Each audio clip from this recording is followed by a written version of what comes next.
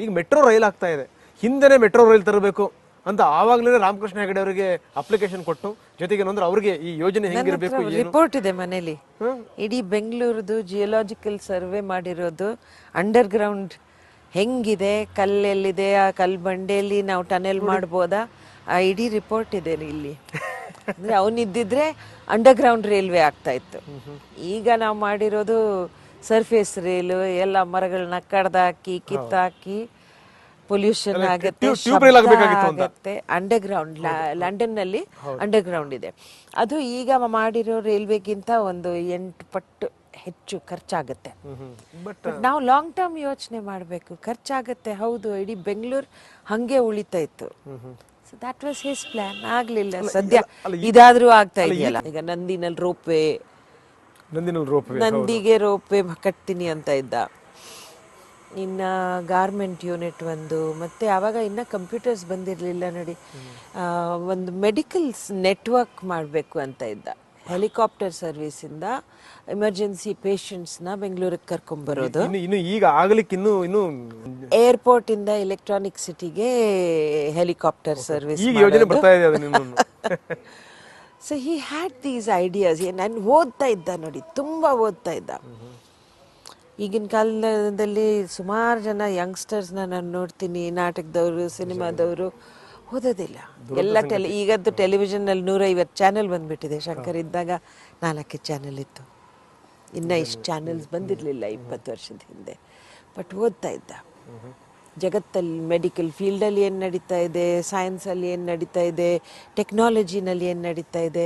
He was reading. Fly ash ಬ್ರಿಕ್ಸ್ದು ಒಂದು factory ಹಾಕೋಣ ಅಂತ ಇದ್ದ. ಎಲ್ಲಿ? Near the thermal power station. ಅದ್ರದ್ದು ಆ್ಯಶ್ ಎಲ್ಲ ಕಡೆ ಹಾರ್ತಾ ಇದೆಯಲ್ಲ, ಆ ಆ್ಯಶ್ನ ಯೂಸ್ ಮಾಡಿಕೊಂಡು ಇಟ್ಟಿಗೆ ಮಾಡೋದು. ಅದು ಒಂದು ಪ್ರಾಜೆಕ್ಟ್ ರಾಯಚೂರಲ್ಲಿ, ಹೌದು, ರಾಯಚೂರಲ್ಲಿ ಹಾಕಬೇಕು ಅಂತ ಇದ್ದ. ಸೊ ಅಂಥ ಚೇತನೆ ಒಂದು ಬೇಕು ಯಂಗ್ಸ್ಟರ್ಸ್ಗೆ. ರೋಲ್ ಮಾಡೆಲ್ ಬೇಕು. ರೋಲ್ ಮಾಡೆಲ್ಸ್ ಎಲ್ಲಿದ್ದಾರೆ ಈಗ? ಒಬ್ಬ ಹುಡುಗ, ಆರ್ಡಿನರಿ ಮನೆಯಲ್ಲಿ ಹುಟ್ಟಿದ ಹುಡುಗ ಅವನು, ಶಂಕರ್ನಾಗ್, ಉಡುಪಿನಲ್ಲಿ ಆರ್ಡಿನರಿ ಸ್ಕೂಲ್ಗೆ ಹೋದವನು. ಬ್ಯಾಂಕಲ್ಲಿ ಕ್ಲಾರ್ಕ್ ಅಂತ ಕೆಲಸ ಮಾಡಿಕೊಂಡು ಫೀಸ್ ಕಟ್ತಾ ಇದ್ದ. ಬಟ್ ಅವನಿಗೆ ಅವಕಾಶ ಸಿಕ್ತು. ಈ ರಿಯಲಿ ಫ್ಲವರ್ಡ್. ಕಂಟಿನ್ಯೂಸ್ ಆಗಿ ಓದೋದು ಬಿಡಲೇ ಇಲ್ಲ. ಯಾವುದೇ ಒಂದು ಕೆಲಸ ಮಾಡಿದರೆ ಚೆನ್ನಾಗಿ ಮಾಡೋದು. ಎಲೆಕ್ಷನ್ ಟೈಮಲ್ಲಿ ರಾಮಕೃಷ್ಣ ಹೆಗಡೆ ಅವರು ಒಂದಿಷ್ಟು ಹಣ ಕೊಟ್ಟರು ಶಂಕರ್ಗೆ, ಕ್ಯಾಂಪೇನ್ಗೋಸ್ಕರ, ಗಾಡಿಗೆ, ಬಾಡಿಗೆಗೆ, ಲೈಟ್ಗೆ, ಮೆಗಾಫೋನ್ಗೆ. ಖರ್ಚು ಮಾಡಿದ ಮೇಲೆ ಬಾಕಿ ಹಣ ಹೋಗಿ ರಾಮಕೃಷ್ಣ ಹೆಗಡೆಗೆ ಕೊಟ್ಟಿದ್ದಾನೆ ಇವನು. ಹೆಗಡೆ ಅವರು ಅಂದರು, ನನ್ನ ಇಡೀ ಪೊಲಿಟಿಕಲ್ ಲೈಫಲ್ಲಿ ಯಾರೂ ನನಗೆ ಹಣ ಮಿಗ್ತು ಅಂತ ವಾಪಸ್ ತಂದು ಕೊಟ್ಟಿಲ್ಲ. ಇವನು ಅಂದರು. ಅಂಥ ವ್ಯಕ್ತಿಗಳು ಬೇಕು. ಏನು? ಸೊ ಸಂಕೇತ ಎಲೆಕ್ಟ್ರಾನಿಕ್ ಸೃಷ್ಟಿ ಮಾಡೋದಾಗಲಿ, ಅದು ಯಾಕೆ ಮಾಡಿದ್ದ? ಎಲ್ಲ ನಾವು ಕನ್ನಡ ಸಿನಿಮಾ ಇಲ್ಲಿ ಮಾಡ್ತಾ ಇದ್ವಿ, ಆದರೆ ಸಾಂಗ್ ರೆಕಾರ್ಡಿಂಗ್, ಮಿಕ್ಸಿಂಗ್ ಎಲ್ಲ ಆಗ್ತಾಯಿತ್ತು ಚೆನ್ನೈಯಲ್ಲಿ.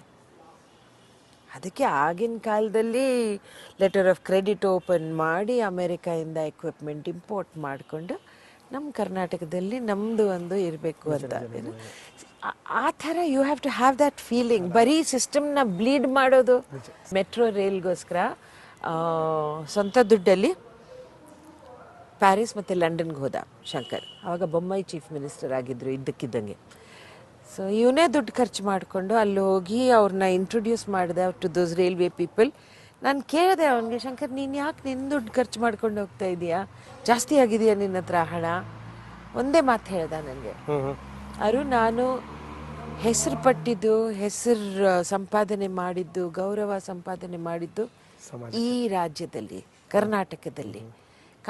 ನಾನು ಇಷ್ಟು ಖರ್ಚು ಮಾಡಿಕೊಂಡು ಈ ಕರ್ನಾಟಕಕ್ಕೆ ಒಂದು ರೈಲ್ವೆ ಕೊಡೋಕ್ಕಾಗಲ್ಲ. ಎಷ್ಟು ಜನ ಇರ್ತೀವಿ ಅಷ್ಟೇ. That's all he said. You mean I can't give back to the state? If everybody who lives in Karnataka, ಪ್ರತಿಯೊಬ್ಬನಿಗೆ ಇದು ನಂದು, ಇದನ್ನು ನಾನು ಇನ್ನು ಮುಂದೆ ಹೆಂಗೆ ತಗೊಂಡು ಹೋಗ್ಬೋದು? How do I stop corruption? How do I make development happen? ಮಾಡಿದರೆ will be a great country, a great state ಅಲ್ಲ.